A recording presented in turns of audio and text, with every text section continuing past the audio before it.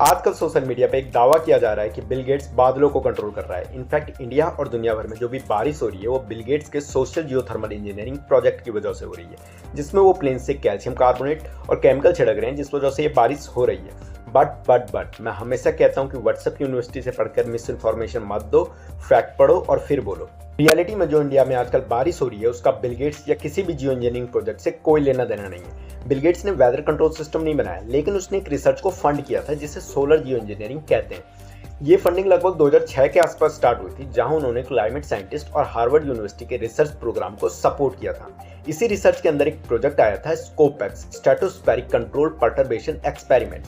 इस प्रोजेक्ट के अंदर बस इतना था कि हाई एल्टीट्यूड में किसी बैलून के थ्रू बहुत छोटी क्वांटिटी में पार्टिकल जैसे कैल्शियम कार्बोनेट रिलीज करके ये स्टडी किया जा सके कि वो सनलाइट को कितना रिफ्लेक्ट कर सकते हैं और वो पार्टिकल एटमॉस्फेयर में कैसे बिहेव कर सकते हैं, ताकि धरती पर जो है ग्लोबल वार्मिंग न बढ़े और धरती ठंडी रहे। मतलब ये एक साइंटिफिक एक्सपेरिमेंट था, ना कि किसी कंट्री का वेदर कंट्रोल सिस्टम। और सबसे इंपॉर्टेंट बात, ये एक्सपेरिमेंट प्रॉपर्ली कभी एग्जीक्यूट हुआ ही नहीं। पब्लिक अपोजिशन और कंट्रोवर्सी की वजह से इसे डिले किया गया और फाइनली 2024 में हार्वर्ड ने इसे ऑफिशियली बंद कर दिया।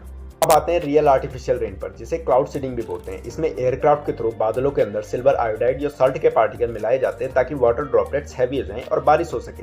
लेकिन इसमें भी एक कंडीशन होती है कि क्लाउड्स पहले से होने चाहिए और इसके बाद भी कोई 100% गारंटी नहीं है कि बारिश होगी ही होगी।